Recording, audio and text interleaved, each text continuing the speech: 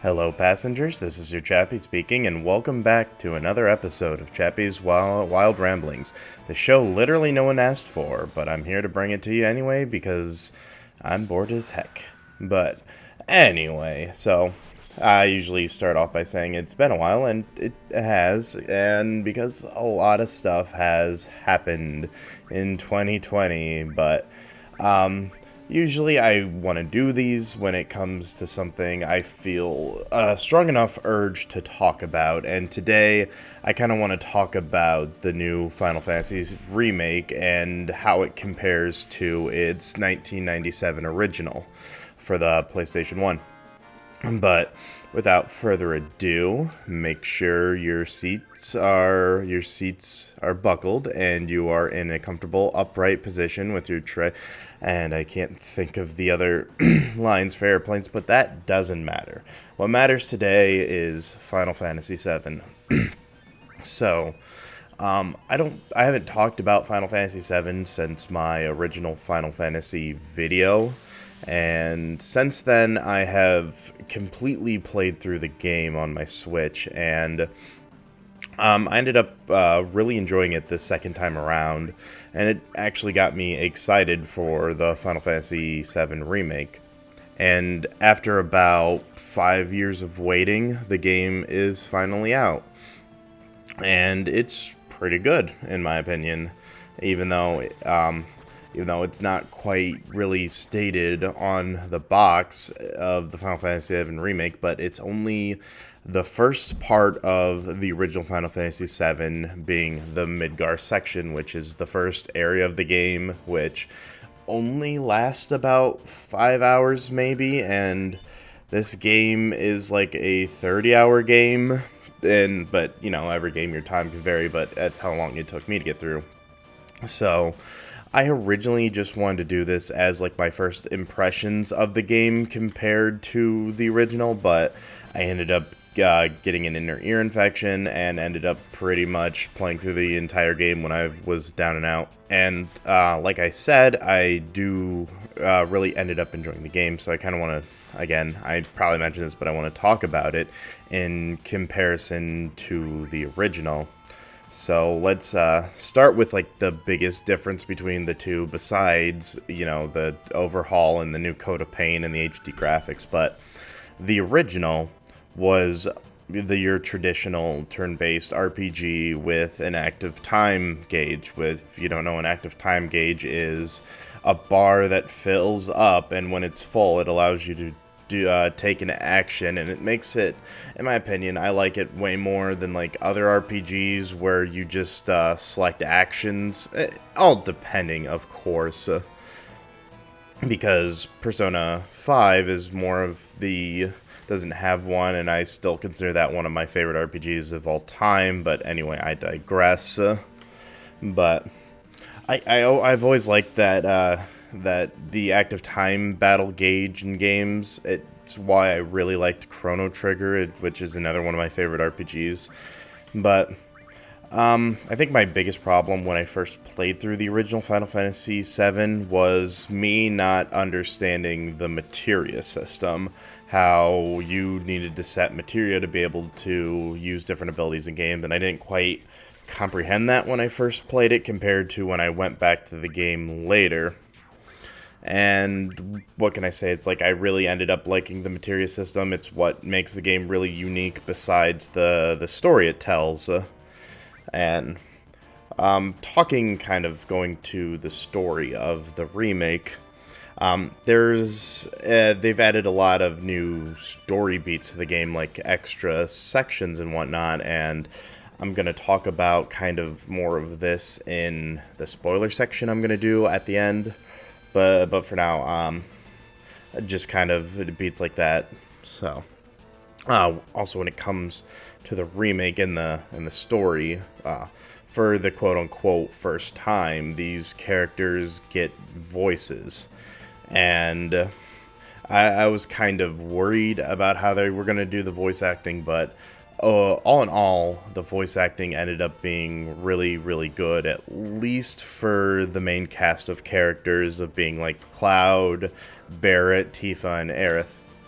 I especially really like Cloud's voice actor. I think he really brought the character to life, how I kind of imagined him from the game. And it's another, like, misconstrusion. I don't know if I'm using that word right, but everyone, at least from what the other times Cloud actually had a voice, being Kingdom Hearts and the Advent Children's movie, were the only other times I think Cloud had a voice.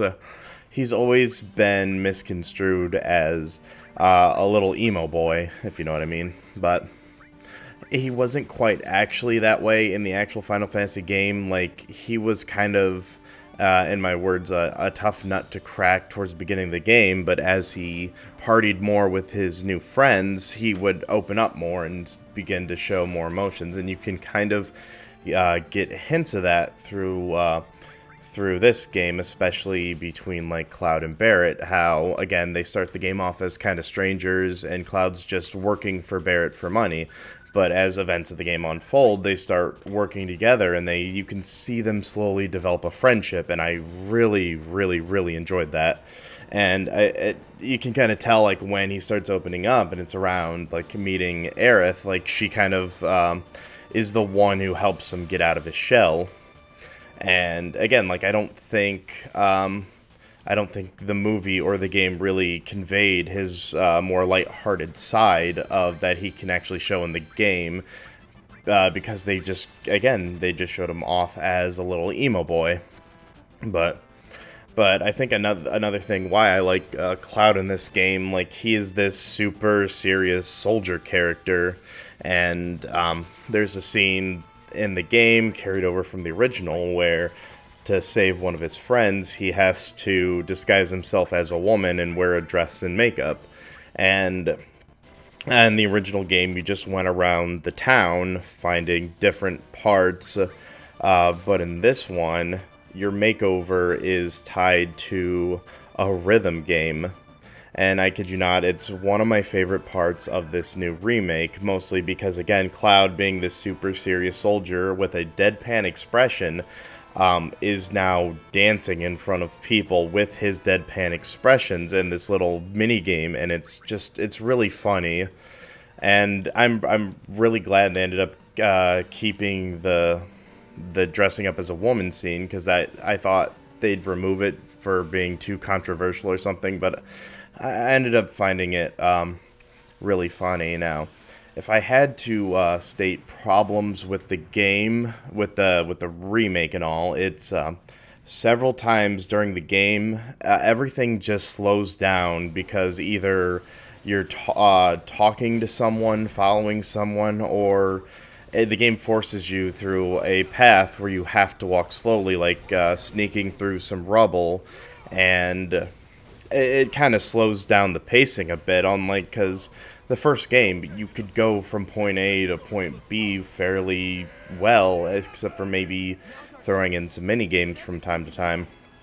And another thing that I was thinking that kind of ends up bothering me, it's more of a case of not so much the game itself, but more adding your own logic to the game. I'll try to explain this best I can, but there's, like, sections in the game, because it's from an old PlayStation 1 game, there's just these areas where you're blocked by a little bit of rubble, and in, like, reality, you could easily crawl over, jump over it, but Cloud doesn't have a jump button in this, so you can't jump over the rubble, and it kind of got me a little, like, kind of annoyed at times. It's like, oh, come on, just jump. You could jump over this, you could crawl over this, it's not that hard. But I can understand, like, game logic. You gotta solve the puzzle how the game wants you. And I kind of talked about why I like the original turn-based combat. And this game doesn't use traditional turn-based combat. It's more of action game, akin to, like, Kingdom Hearts or Final Fantasy 15.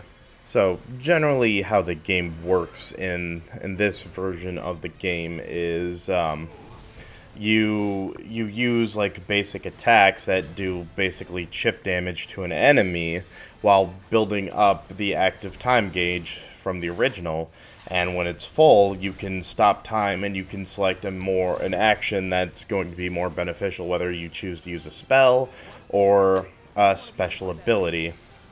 And another thing added to this game, which is also kind of similar to Kingdom Hearts, is how they introduce new weapons. Because I say new weapons, but a lot of them are based on the older weapons from the original. But I'm pretty sure if it fares me correctly, at least for Cloud, you didn't end up getting any new swords for him until after you led Midgar. But in the new remake, every character has a starting weapon and 5 additional new weapons. And like I was saying, like kind of like Kingdom Hearts 3. Every weapon has its own merits and then like positives and negatives. So one sword might do more attack damage, where another sword might have a lot more materia slots and like more magic attack, or some might have more defense.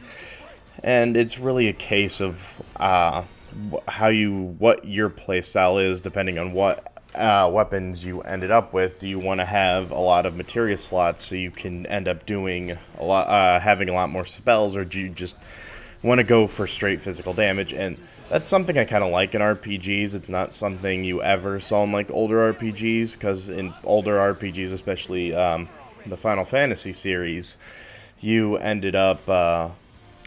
end up finding weapons or armor that are just better stats, and you would just end up always replacing your old stuff with new stuff. And it's how a lot of older RPGs work, and even some newer RPGs. But like a lot of Square games have been doing this thing where you now get weapons with, again, their strengths and weaknesses, and I kind of like that. So say, because I'm always a fan of weapon design, and it's hard for me to like use a weapon with better stats that looks bad compared to using an older thing that looks really cool. So if you wanted, you can play through this entire game just using Cloud's starting Buster Sword, and you would not be at a disadvantage compared to if you were trying to do that in the original. And I like that. It's a small thing, but I like it. I kind of want to briefly talk about the story again before I get into the story spoilers. But like I said, the game follows the plot of the original, like, very closely when it actually does, besides adding new characters and some new locations. And I don't know, I feel like a lot of the new story beats aren't that interesting. It's like, okay, this is here. I think my favorite was kind of the side plot with Jesse, and kind of talking about Jesse. Jesse being kind of another member of Avalanche, and her, Biggs, and Wedge are all giving a lot more character development, and I ended up liking all of their characters a lot more compared to when I originally played it, because they're just kind of there in the original, but now they're a lot more fleshed out, and I ended up falling in love with Jessie. She was really good, really well written, really well done. I'm kind of repeating myself, but yeah, the story is pretty much the same, except for there's like some big stuff too, but I want to save that for the spoilers. And I think with that being said, I can now start talking about spoilers. But if you don't want to know about the spoilers, if you haven't played the game for yourself and you don't want to know the spoilers, feel free to end the video here. But from here into the end, I'm going to start talking about spoilers, about mostly how the ending of the game and kind of its big theming that gets revealed at the end. So if you don't want to be spoiled, go skip this part. And I do recommend, if you want to get into these games, I highly, highly, highly recommend you go through and you do play the original, then play the remake. I don't want to explain why, but just, you gotta trust me on this. So without further ado, this is your last warning. On to the spoilers.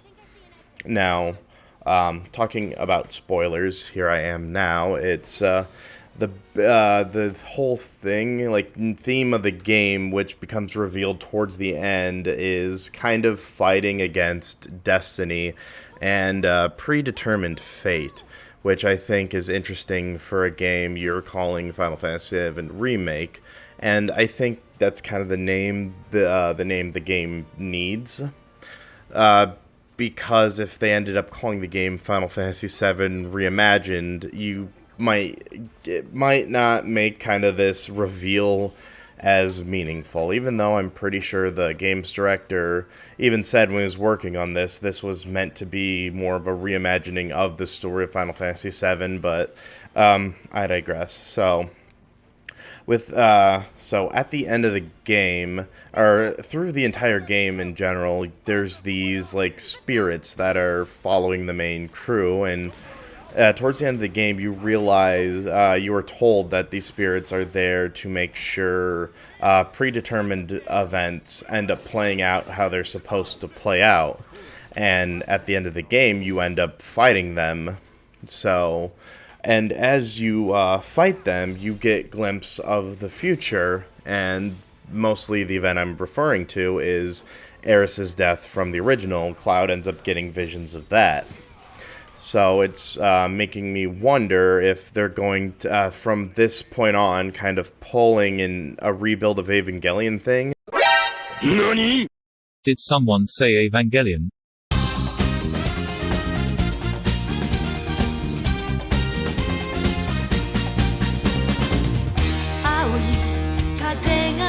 And from this point on, have a diverging story. So we're going to have to see, but because now Cloud potentially knows what's going to happen to Aerith too, and another like big change at the end, towards the end of the game, Biggs and Jesse end up dying. But in a post-credit scene, or before the credits, I don't remember when it happens, you see Biggs is fine, that he's still alive, and if you pay attention on the table next to him, you can see, you can see Jesse's bandana and one of her gloves to kind of say she's alive too, but it's not 100% confirmed if she's still alive, but we'll have to see. But we know Biggs is alive, who, again, he died in the original after Shinra attacks the Sector 7 slums to wipe off Avalanche. And that's a big divergence, so it's getting a lot of fans, including myself, to speculate if they're going to end up, the story's going to diverge. And I think that could be interesting, depending on how well it's done. If you're doing this just to bring or stop Aerith's death, then it's going to upset me. But if you do it to change things and still having like a brutal twist, I'd be fine. Like, I think the most effective way, if you want to diverge the story and still have a shocking twist that's going to surprise even fans of the series, I think they need to kill off another character in that same scene. And if it's going to be any character, I think it has to be Tifa, because that's the other character. Like, it's pretty much Cloud's love interest from the original after Aerith dies. So I think it's going to, if you want to end up shocking the original fans, you're going to want to kill off Tifa instead. And I think it has to be Tifa. It can't be any of the other party members.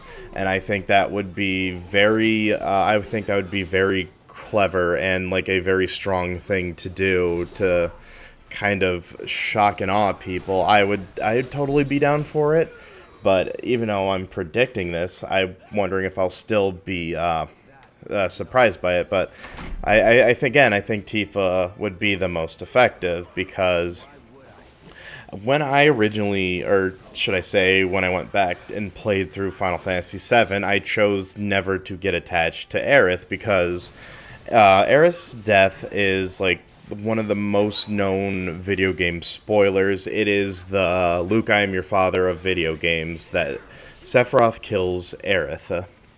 And so Now, we all know this, so the big twist would be now Cloud, with this knowledge of her death, does everything he can do to prevent it without focusing on much of anyone else, and this ends up leading to Tifa's death. I think that would be very effective and work really well.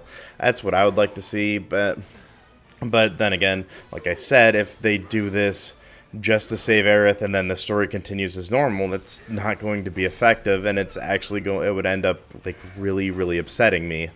And I know I wouldn't be alone on this.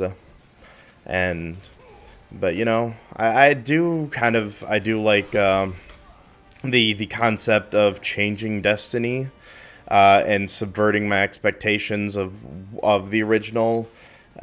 Because I like now, possibly as someone who played through the original, can now look forward to more of these games without knowing what's going to happen. I really like that.